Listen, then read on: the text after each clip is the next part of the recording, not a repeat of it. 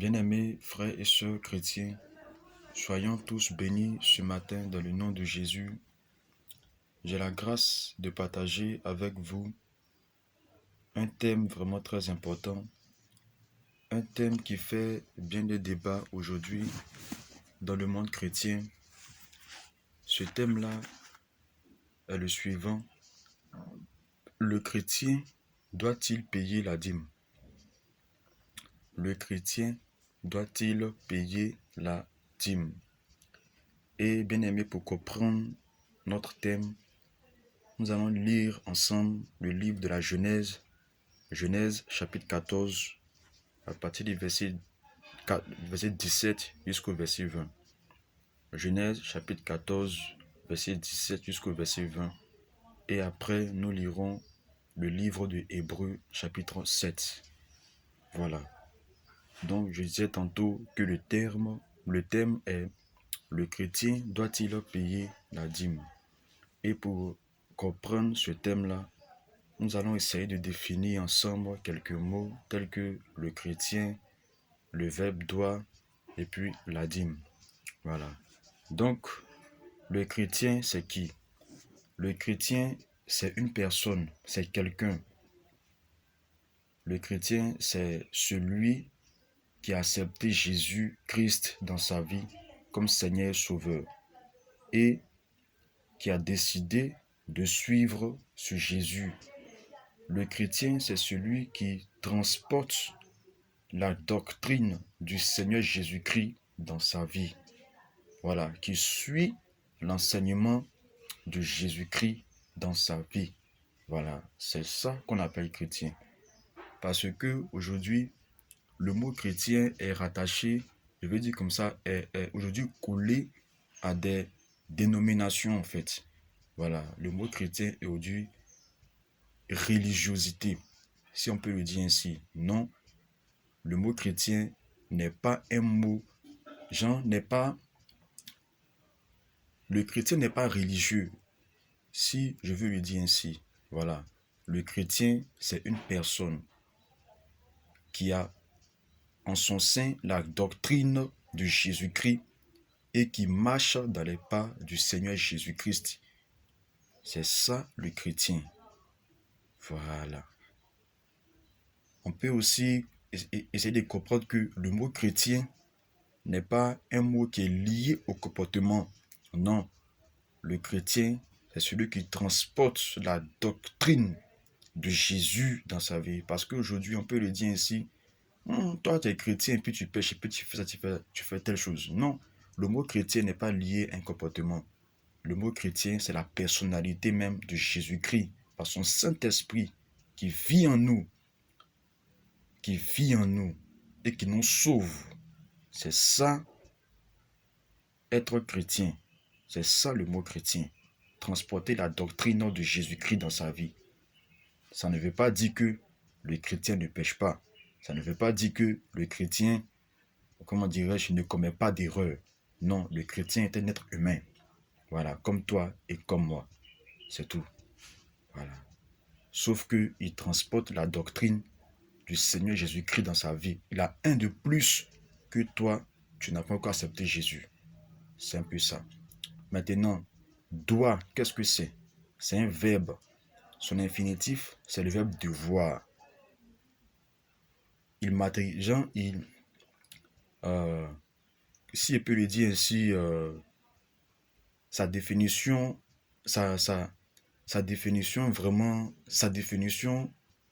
il symbolise ici une obligation en fait. Voilà. C'est le mot que je cherchais. Il symbolise ici une obligation. Quand on dit tu dois faire ça, tu as l'obligation de faire ça. C'est une obligation morale. Tu as l'obligation de faire ça. C'est forcé que tu fasses ça. Si tu ne fais pas ça, il y a une sanction. Voilà. Et la sanction peut être une malédiction, peut être autre chose. Mais en tout cas, la sanction n'est pas du tout aisée. Ce n'est pas quelque chose de facile à porter. C'est très difficile la sanction. Voilà. Maintenant, la dîme, c'est quoi? La dîme, c'est la 10e partie. C'est la part de Dieu. Quand on lit l'Ancien Testament, précisément dans la loi de Moïse, si on peut le dire, depuis l'Exode jusqu'à Deutéronome et précisément dans le Lévitique. Voilà. Là-bas, on voit vraiment que la dîme représentait la part de Dieu parce que les Israélites devaient apporter la dîme aux Lévites qui étaient nuit et jour dans le temple et ils servaient le Seigneur, ils servaient Dieu dans le temple. Et c'est à eux que Dieu a demandé aux Israélites d'apporter la dîme. Voilà. Il faut signifier aussi que normalement, la dîme, c'est Dieu qui la prend. La dîme, c'est la part de Dieu. C'est pas la part d'un homme. C'est pas l'homme qui perçoit la dîme. C'est Dieu qui perçoit la dîme. Mais dans la loi de Moïse, on a vu que Dieu a laissé également des représentants qui sont les Lévites afin de percevoir la dîme. Puisque c'est les représentants de Dieu. Donc quand ces Lévites-là perçoivent la dîme, on peut dire également que c'est Dieu qui perçoit. Mais ça, c'est dans la loi de Moïse. C'est dans la loi de Moïse. On va lire la parole de Dieu, où ce n'est pas un homme qui a perçu la dîme. Ce n'est pas un Lévite qui a perçu la dîme. On va voir dans la parole de Dieu, dans la Genèse, où même c'est Dieu lui-même qui s'est déplacé et qui a perçu la dîme. Et on lit ensemble la parole de Dieu dans le livre de la Genèse, chapitre 14, verset 17 au verset 20. Et nous lisons ensemble la parole du Seigneur. Après qu'Abraham fut revenu vainqueur de Kedorlaomer et des rois qui étaient avec lui, le roi de Sodome sortit à sa rencontre dans la vallée de Chavé, qui est la vallée du roi. Verset 18. Écoutez très bien le verset 18. Melchisédek, roi de Salem, fit apporter du pain et du vin. Il était sacrificateur. Notez ça très bien. Il était sacrificateur du Dieu très haut. Il bénit Abraham et dit, béni soit Abraham par le Dieu très haut. Pardon, je reprends. Il bénit Abraham et dit, béni soit Abraham par le Dieu très haut, maître du ciel et de la terre. Verset 20 pour terminer. Béni soit le Dieu très haut, qui a livré tes ennemis entre tes mains. Et Abraham lui donna la dîme de tout. Amen. La première fois, bien-aimé, où la dîme fut abordée, c'est dans ce livre-là, dans le livre de la Genèse, chapitre 14, verset 17 à 20. Et pourquoi est-ce que la dîme fut abordée? La Bible dit que Abraham, étant revenu de la victoire, il était sorti vainqueur de la bataille entre Kedorlaomer et les différents rois. Et la Bible nous enseigne que Melchisédek, roi de Salem, fit apporter du pain et du vin. On va aller pas à pas, essayer de comprendre qui est ce Melchisédek-là. La nature de Melchisédek nous est révélée dans ce livre de Genèse. La Bible dit Melchisédek, roi de Salem. D'abord, il est roi de Salem.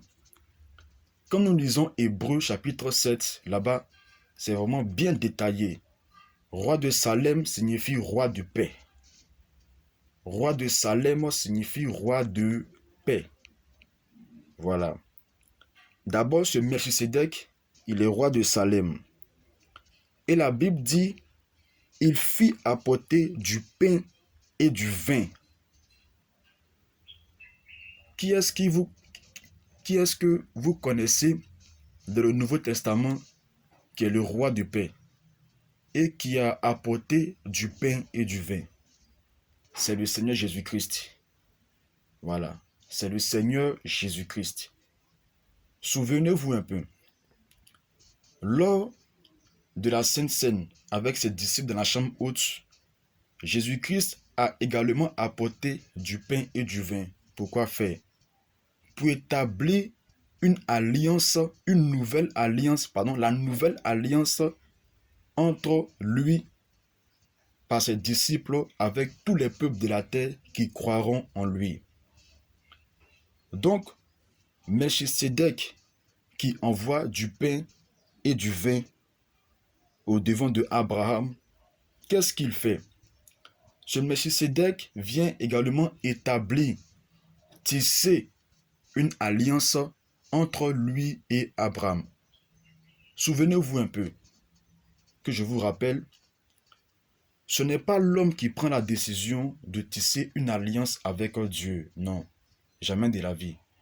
L'homme ne tisse jamais une alliance avec Dieu. C'est toujours Dieu qui prend l'initiative de venir tisser l'alliance avec les hommes.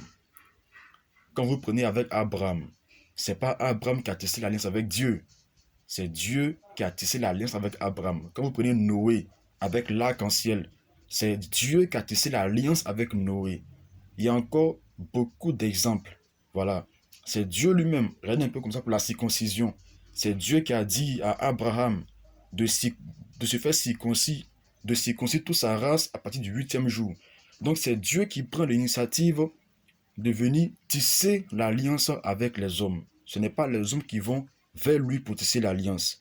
Et ici, la Bible dit ce Melchisédek qui est roi de Salem. Et on sait qui est le roi de Salem dans le Nouveau Testament. C'est le Seigneur Jésus. Donc, Melchisédek est l'ombre à venir du Seigneur Jésus-Christ. Mais ce Melchisédek-là, il est dans l'Ancien Testament. On peut dire que c'est le Seigneur Jésus-Christ de l'Ancien Testament, ce Melchisédek-là. Et la Bible dit, il apporta du pain et du vin au devant de Abraham, lorsque celui-ci est revenu de la défaite des rois.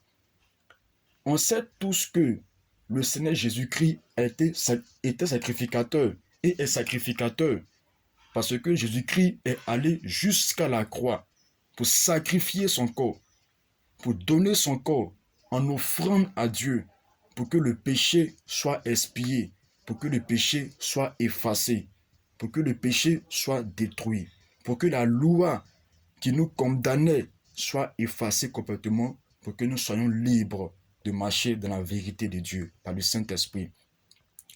Donc, ce Melchisédek-là, qui est l'image de Jésus-Christ, vient au devant d'Abraham avec du pain et du vin. Pourquoi faire? Pour tisser une alliance avec Abraham. Oui, ce Melchisédek vient tisser une alliance avec Abraham. Souvenez-vous que lorsque Jésus était dans la chambre haute, il a envoyé du pain et du vin et il a tissé une alliance, la nouvelle alliance avec les disciples. C'est la même chose, c'est l'ombre de la nouvelle alliance que Melchisédek était en train de tisser ici avec Abraham pour dire qu'il allait revenir encore, faire la même chose avec ses disciples qui sont descendants également de Abraham. Est-ce que vous comprenez un peu? Donc, ce Melchisédek, il apporte du vin, du pain et du vin. Et il était sacrificateur, comme la Bible dit, il était sacrificateur du Dieu très haut. Donc voici la nature de Melchisédek, roi de Salem, roi de paix, qui est égal à Jésus-Christ, sacrificateur du Dieu très haut, comme Jésus-Christ, qui était quoi? Sacrificateur du Dieu très haut, lorsqu'il alla donner son corps en offrande, en sacrifice pour l'expiation des péchés, du péché, pardon. Verset 19, la Bible dit, il bénit Abraham. Depuis quand? Bon, c'est possible qu'un homme, bénisse son semblable. Mais ici, bien-aimé, rappelez-vous que c'est Abraham dont les questions, Abraham, le grand homme, l'ami de Dieu, lui qui a parlé avec Dieu. En ce temps-là, c'est quel homme qui pouvait bénir Abraham? Abraham était prophète. Dites-moi, c'est quel homme qui pouvait bénir Abraham qui était prophète de Dieu? Non. C'est Dieu lui-même qui devait descendre pour bénir Abraham. Oui, parce que Abraham était prophète. Et en Dieu de Abraham, il n'y avait pas quelqu'un autour de lui qui étaient prophètes et qui pouvaient le bénir d'une bénédiction qui allait toucher également sa descendance, qui allait genre une bénédiction perpétuelle sur sa descendance. Il n'y avait pas un homme qui pouvait faire ça. Il fallait que Dieu lui-même descende en la personne de Melchisédek pour la bénédiction de Abraham. Et il dit au verset 19, il bénit Abraham et dit, béni soit Abraham par le Dieu très haut. Essayez de comprendre un peu. Il dit, béni soit Abraham par le Dieu très haut. Autrement dit, ce Melchisédek-là s'octroie, s'octroie la divinité. Essayez de comprendre un peu. Ce Melchisédek-là, il dit, béni soit Abraham par le Dieu très haut. Autrement dit, Melchisédek se fait lui-même Dieu. Il se fait lui-même Dieu en fait. Puisqu'il dit, béni soit Abraham par le Dieu très haut. C'est vrai que quelqu'un peut me dire que c'est possible qu'un homme aussi dise, béni sois-tu par le Dieu très haut et c'est Dieu qui va agir par moi. Non, mais ici il est dit, il est roi de Salem. Il est roi de paix dans le monde là. Qui est-ce qui est roi de paix? Aucun homme n'est roi de paix. Aucun homme n'est sacrificateur parfait jusqu'à ce qu'il parte livrer son corps pour être agréable à Dieu. Non. Donc ce Melchisédek-là, ce n'est pas n'importe qui. Ce n'est pas un homme ordinaire. Ce n'est pas une personne ordinaire. Il se fait lui-même Dieu. Il dit, béni soit Abraham par le Dieu très haut, maître du ciel et de la terre. Alléluia. Maître du ciel et de la terre. Dans ce monde-là, qui est maître du ciel et de la terre? Si ce n'est pas que le Seigneur Jésus-Christ qui a dit, tout pouvoir m'a été donné dans le ciel comme sur la terre. Qui est-ce qui est capable de le dire si ce n'est pas le Seigneur Jésus-Christ? Et ce Melchisédek, dans l'Ancien Testament, il dit, béni soit Abraham par le Dieu très haut, maître du ciel et de la terre. Melchisédek s'octroie ici la divinité. Je prends mon temps pour vous expliquer, pour que vous essayiez de comprendre qui est Melchisédek jusqu'à ce que Abraham parte lui donner la dîme. Comme je l'ai dit dans l'introduction au début, que la dîme, c'est Dieu qui l'aperçoit. Ce n'est pas un homme qui l'aperçoit, c'est Dieu qui l'aperçoit. Mais Dieu a donné certains pouvoirs aux hommes dans la loi de Moïse de percevoir la dîme. Mais ça ne fait pas d'eux les détenteurs légitimes de la dîme. Attention, nous lisons et nous continuons. Il bénit Abraham et dit, béni soit Abraham par le Dieu très haut, maître du ciel et de la terre. Béni soit le Dieu très haut. Il dit encore, béni soit le Dieu très haut. Il dit le, article défini, article indéfini. Le, quand il dit le, c'est un article défini. Donc, il définit bien ce Dieu dont il est en train de parler. Vous savez, dans la Bible, Dieu ne peut pas dire, je te bénis Abraham. Non. Dans la Bible, ce n'est pas ce qui est écrit. Non. Lorsque Dieu parle de lui-même, il ne parle pas comme les hommes en fait. Il ne dit pas, mon Abraham, Dieu, je te bénis. Non, il ne dit pas ça. Dieu a toujours une manière de parler. Il peut tout simplement dire, moi Dieu, je te bénis. Mais Dieu dans la Bible, il dit, béni soit Dieu. Est-ce que vous comprenez un peu même? Il dit, béni soit Dieu. Ou bien, Dieu bénit, Dieu bénit Abraham. Il ne fait pas que le monde sache que c'est lui-même qui bénit en fait.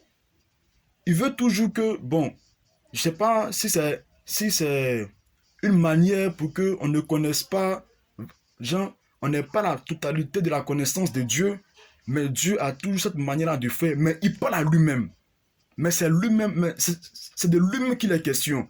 C'est pas de notre Dieu qu'il est question, c'est de lui-même qu'il est question. Il dit, béni soit le Dieu, c'est de lui-même qu'il parle. Béni soit le Dieu très haut, qui a livré tes ennemis entre tes mains, et Abraham donna la dîme de tout.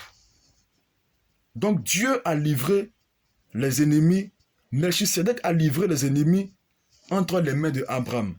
Et en réponse, Abraham nous donna la dîme.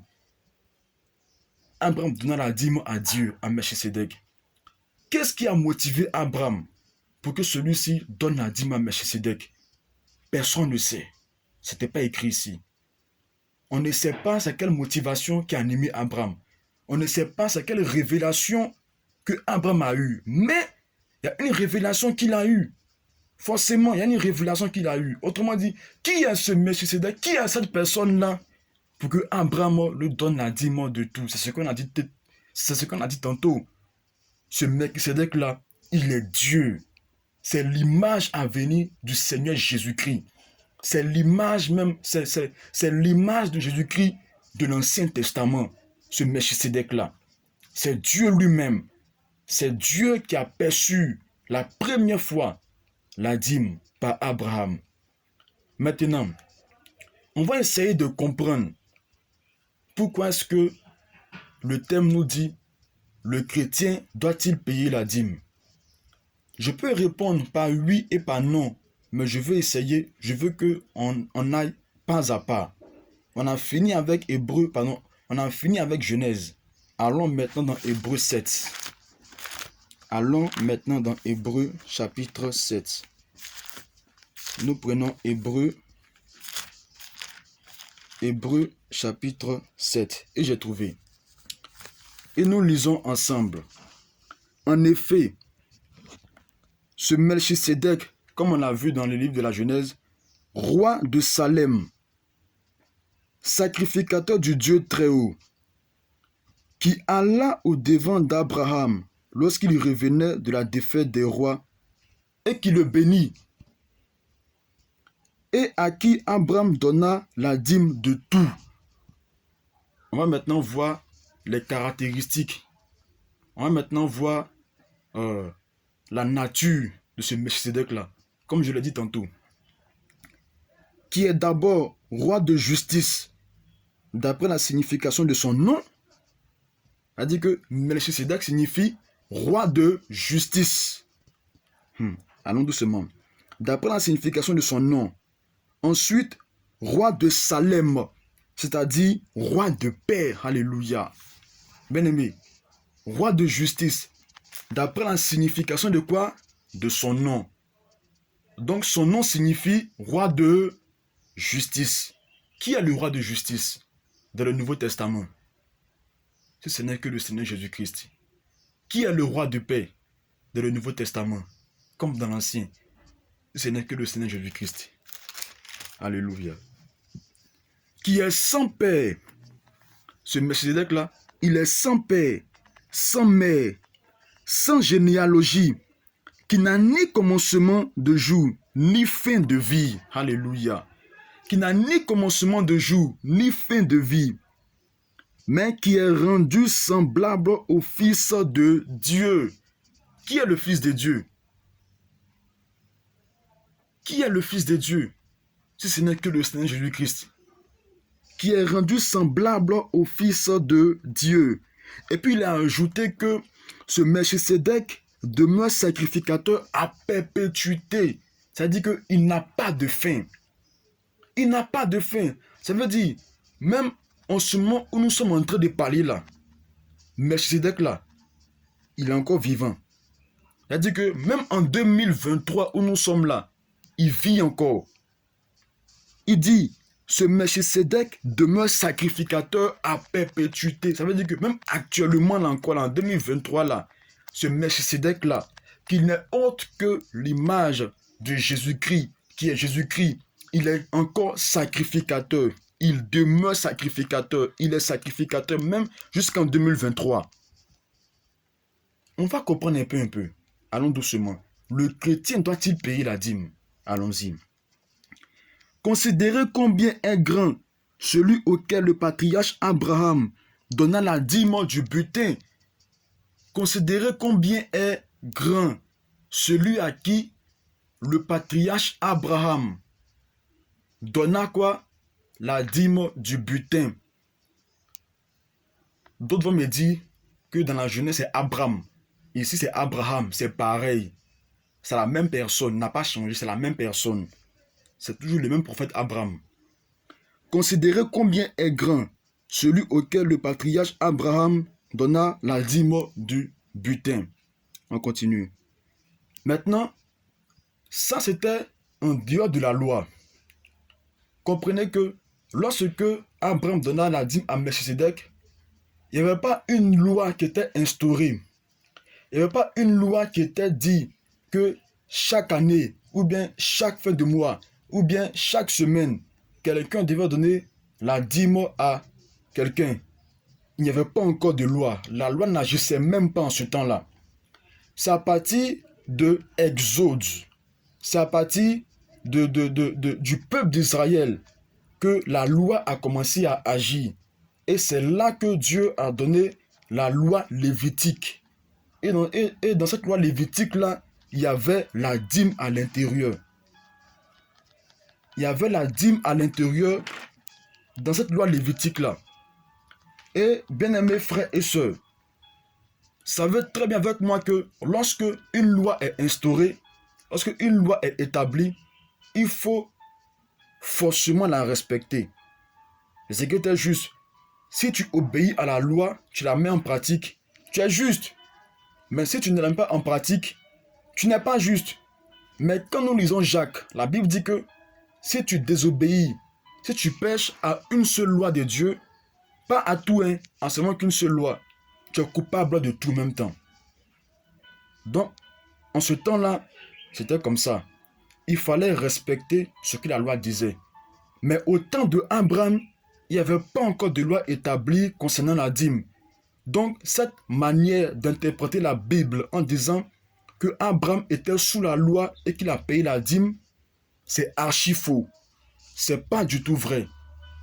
Voilà. Parce qu'au temps d'Abraham, il n'y avait pas de loi. Il n'y avait pas de loi. C'est la révélation que Abraham a eue que ce gars qui est devant moi là, ce n'est pas n'importe qui. Puisque Abraham était prophète. Ce n'est pas n'importe qui. C'est Melchisedec. C'est Dieu lui-même. Et Abraham a donné la dîme à Melchisedec. Maintenant, on va rentrer dans la loi maintenant, dans la loi lévitique maintenant. On va rentrer dans les sacerdoces lévitiques maintenant. Donc, on quitte d'un point A sans la loi où Abraham a payé la dîme et on vient maintenant à un point B où il y a la loi, où il faut obligatoirement payer la dîme. Mais Abraham n'est pas là. On va voir. Verset 5 de Hébreux 7. Ceux des fils de Lévi qui exercent le sacerdoce. Qu'est-ce qu'ils exercent? Le quoi? Le sacerdoce, le culte. Ceux des fils de Lévi qui exercent le sacerdoce ont d'après quoi? La loi. Là maintenant, la loi rentre en ligne de compte. Dans Abraham, il n'y avait pas de loi. Suivez-moi très bien. Dans Abraham, il n'y avait pas de loi. C'est à partir de quoi? Des fils de Lévi. Parce que Israël était divisé en 12 tribus. En 12 tribus. Tribu de Juda, tribu de Benjamin, Manassé, Ephraïm, tribu de Zabulon, tribu, etc., etc. Et tribu de Lévi. Lévi n'avait pas de place en Israël. Et Dieu lui avait donné le temple. C'est là-bas qu'il devait rester pour exercer le sacerdoce, pour suivre le culte. Voilà. C'était ça les 12 tribus d'Israël. Il dit, ceux des fils de Lévi qui exercent le sacerdoce ont d'après la loi l'ordre de lever la dîme sur le peuple. Ont d'après quoi? La loi. La loi. L'ordre de lever la dîme sur le peuple. Donc aujourd'hui là, si le chrétien doit payer la dîme, il faut qu'on soit sous la loi pour que le chrétien paye la dîme. Pour que le chrétien doit la dîme obligatoirement, pour que le payant donne la dîme de manière obligée en fait. Il faut qu'on soit sous la loi. Mais lorsque nous lisons Romains chapitre 7, qu'est-ce qu'il a dit? La Bible dit que Jésus-Christ nous a dégagés de la loi. Il nous a dégagés de la loi pour que nous n'appartenons plus à la loi, mais que nous appartenons à un autre qui est qui? Qui est Jésus-Christ lui-même. Alors que, qui est Jésus-Christ dans l'Ancien Testament? c'est Melchisedec. On va voir un peu ce que cela veut dire. On va lire un peu, parce que je ne veux pas extrapoler les versets. Voilà, on va lire un peu ce que ça veut dire. Ceux des fils de Lévi qui exercent le sacerdoce ont d'après la loi, l'ordre de lever la dîme sur le peuple, c'est-à-dire sur leurs frères qui cependant sont issus des reins d'Abraham. Écoutez très bien, sur leurs frères qui cependant sont issus des reins d'Abraham. Et lui, qui ne tirait pas de son origine, il leva la dîme sur Abraham et il bénit celui qui avait les promesses. C'est qui? Ce Melchisedec. Il n'avait pas origine qui, comment dirais-je même, les fils de Lévi. Il n'avait pas origine dans la loi lévitique. Il n'avait pas origine dans le sacerdoce lévitique. Mais qu'est-ce qu'il fit? Il a levé la dîme sur qui? Sur Abraham, qui n'était pas encore dans la loi, qui n'était même pas dans la loi même. On continue encore. Or, c'est sans contredire l'inférieur qui est béni par le supérieur. Et ici, ceux qui perçoivent la dîme sont des hommes mortels. On parle des Lévites. On parle de ceux qui sont sous le sacerdoce lévitique. On dit, ceux qui perçoivent la dîme là, selon Lévi, sont des hommes mortels. Ils meurent après. Ils vont percevoir la dîme, puis après ils vont mourir. On continue encore. Et ici, ceux qui perçoivent la dîme sont des hommes mortels. Mais là, c'est celui dont il est attesté qu'il est vivant. C'est une comparaison qu'on fait entre Melchisedec et les Lévites. Il dit que Melchisedec qui perçoit la dîme selon Abraham est encore vivant. Est encore vivant. Mais ceux qui perçoivent la dîme selon le sacerdoce lévitique, ceux-là, ils sont morts. Ils sont mortels. Ce sont des êtres humains. Ce sont des hommes. Autrement dit, ce sacerdoce lévitique-là n'est pas perpétuel, n'est pas éternel. Ça meurt un jour. Ça prend fin un jour. Ça meurt. Donc ça veut dire que si quelqu'un donne sa dîme sous la loi lévitique là, qu'est-ce qui va s'en suivre? C'est la mort. C'est la mort. C'est la mort. Oui, c'est la mort. C'est la révélation qu'il faut avoir ici. C'est la mort. Ça ne veut pas dire que tu vas mourir physiquement.